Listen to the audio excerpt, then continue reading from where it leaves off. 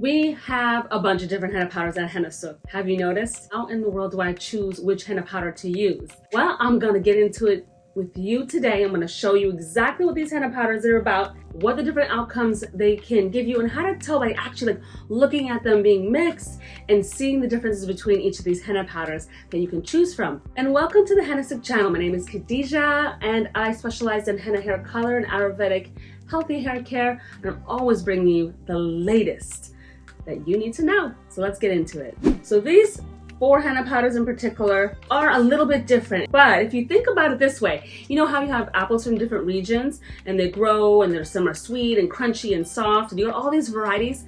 Henna powder is like that as well. Depending on the conditions and the area it's growing in, it affects like the color results.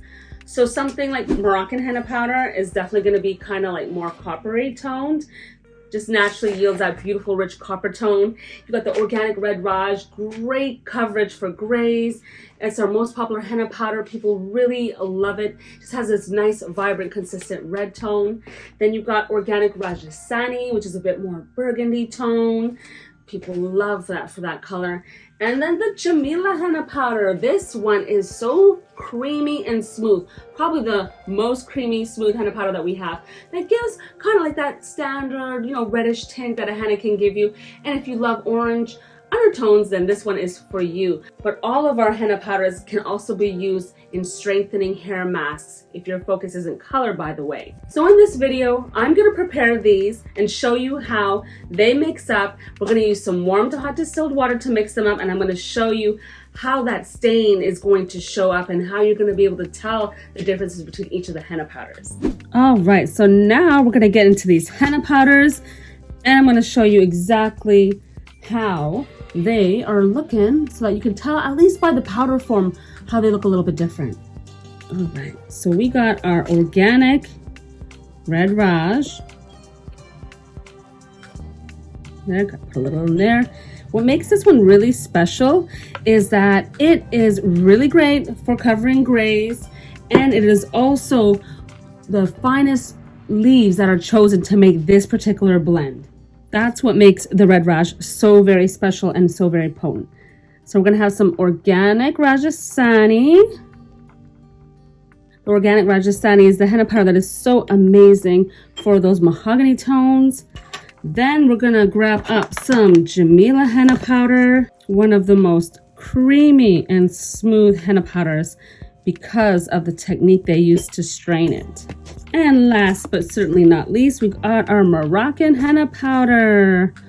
Oh, this one is really unique. It actually smells a lot different from the other henna powders we carry. It just has this different kind of green tea scent. Hard to describe, but if you are familiar with Moroccan henna powder, you know what I'm talking about. It just smells a little bit different than the other henna powders. So we got our red raj, our Moroccan henna powder, organic Rajasthani, and Jamila henna powder.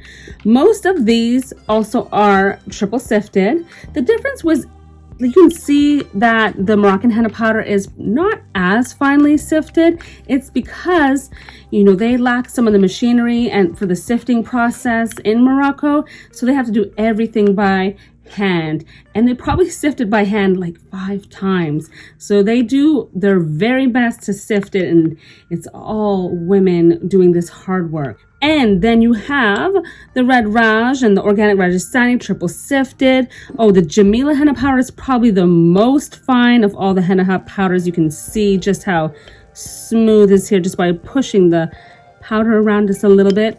They work magic. I don't know how they do it, but they work magic. So if you're looking for a beginner's go-to henna powder, even if you want to do henna body art, the Jamila henna powder is for you. So let's add some warm to hot distilled water and see what they look like when they're getting dye release. Moroccan henna powder definitely absorbs water a little bit more than some of the other henna powders. They all vary. That's why we don't measure out all the water and liquid measurements, because not only are you mixing henna, but maybe you're mixing different Ayurvedic herbs. And different Ayurvedic herbs, they all absorb liquid differently from each other. So consistency is key, literally, for hair results and the consistency of your paste, how it's coming out, and it should look really similar to this.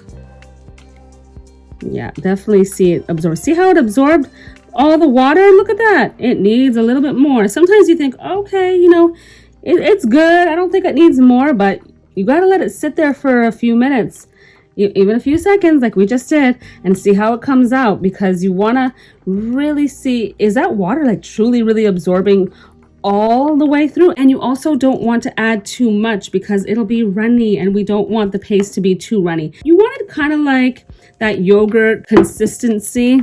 That's really important to get that nice consistency that's going to apply onto your hair very, very, very, very nicely. Again, take your time, add a little at a time. And adding a little at a time also really helps the paste get super creamy and smooth rather than being so lumpy. And if you are still finding lumps, just let it settle down. You know, in another hour or two, probably it'll be so much less lumpy. It really will be. And if you're still feeling a little annoyed about the lumps, you can use a hand blender. Ooh, there we go. All right, let's check out the Jamila henna powder. How's it doing? Okay, Jamila. Jamila means beautiful. Beautiful, beautiful, beautiful. Perfect name for henna. Definitely. So for this experiment that we're about to do, I'm going to add a little bit extra liquid than usual, just a tiny bit more, because I really want to see the dye run up that paper towel that we're about to put in each of them. So I'm going to add a little bit extra water, just a little smidgen, smidge. Oh yeah, mix that a little bit more. Okay, our paste is looking nice. I even think some of them are already getting dye release. Oh, they are already. And how do I know that? You're probably wondering, well, what is she seeing that we don't see? Well, you know, I see the liquid as I poured in a little bit more. I see it getting a little orangey already. When you mix it consistently, it's kind of hard to catch it. But if you are letting it sit and you kind of go, oh, you know, move it around a little bit, you're like, oh, wait, looks a little, I see a little orangey tint in there. Yep, you can see it. Just have to be patient. Oh, yes. And Moroccan henna powder is going to be probably ready the fastest. Did you know that it's ready in like an hour or two? And sometimes if your house is warm, your henna will be ready even quicker. So we got our paper towel. I got 4 pieces of paper towel. All right, and I'm gonna put it right into the paste as such. Lean it in there. Okay, lean it in the next one. There we go. The red raj, lean it in that one, and then the Moroccan henna powder.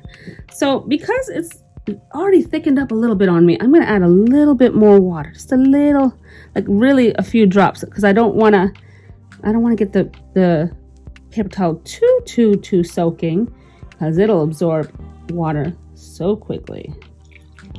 So just a little bit there, so that way it can catch up the dye. Oh my gosh, this one over here in the back almost looks already reddish. Look at that, it's coming, it's growing. So we're gonna leave this and let it sit, and we're gonna come back and we're gonna see exactly what those results are. I'm gonna bring them a little closer because it's a little hard to see some of the orangey tinge. Ah, there we go, catch that light. Whoop, whoopsie. You see that orangey tint going up?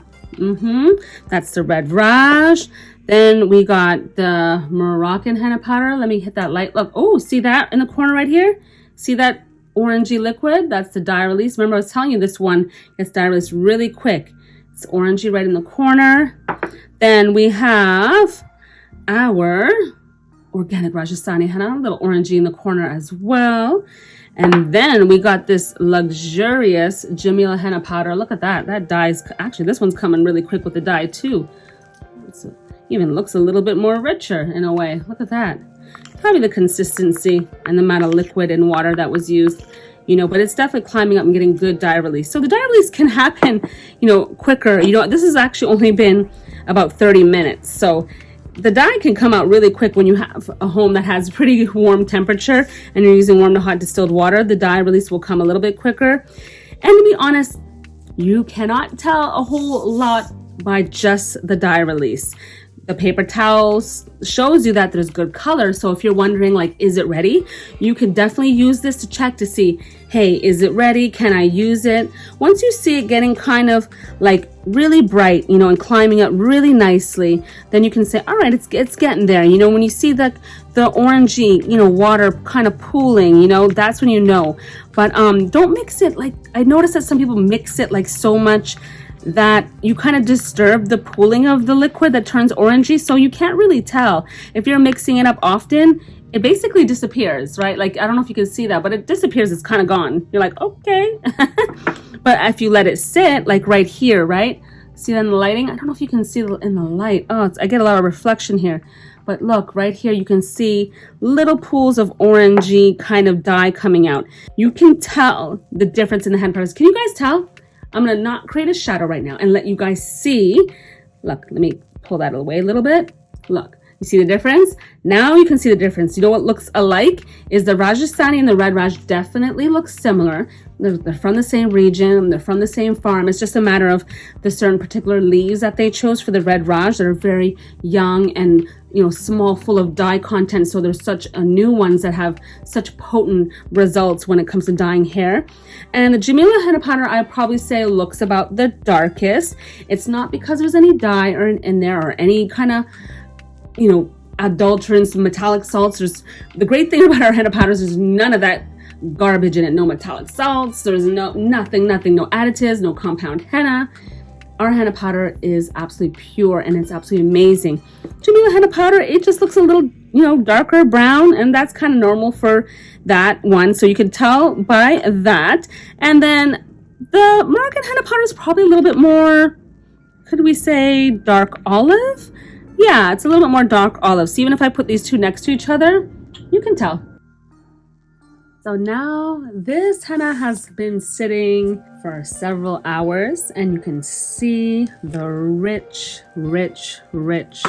color. And it's really interesting how reddish some of them look. And this is really usual. This is kind of normal, you know, for the way that the dye release are for these henna powders. Because remember, you can almost see how coppery this one could get.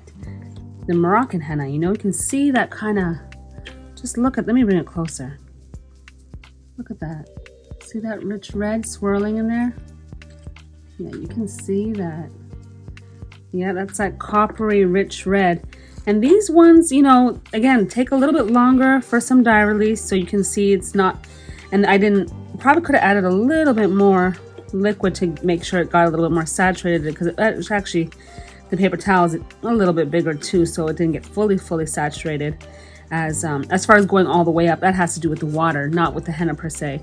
And then this one, you know, that orange undertone with the Jamila. Jamila is a very good henna powder, a real underdog henna powder that doesn't get all the glory it really deserves. It is a great henna powder to have. It's so smooth and creamy, and it's definitely hands down the best one that will wash out of your hair the easiest. So don't skip by the Jamila henna powder. It is really great. But you can see how the results were, you know? See the little pooling over here? See? That pooling shows dye release. That's a sign of dye release. In order to see that pooling, you can't mix it like constantly. You have to let it sit. And that way you can actually see, you know, how it's supposed to be, how it's settling in. So, what did you guys think? Have you decided on which of these henna powders are your favorite? Let me know in the comments below. I would love to know which one is your favorite henna powder that we have. And why? What makes it your favorite? Why did you choose that one? And what makes it special? And even over the years, has that changed a little bit? And why? And what was that process like? I would love to know in the comments below. And I hope this helped you guys figure out which henna powder that you want to use, that you've seen the differences, and you have a better idea of how to choose. If you're still a little confused about that and you want to like read a little bit deeper, I have a great article for you right on the how-to page that we have right at hennasooq.com. All you have to do is scroll down and go to that article that says how to choose the right henna powder, and that one goes through every single henna powder with great detail.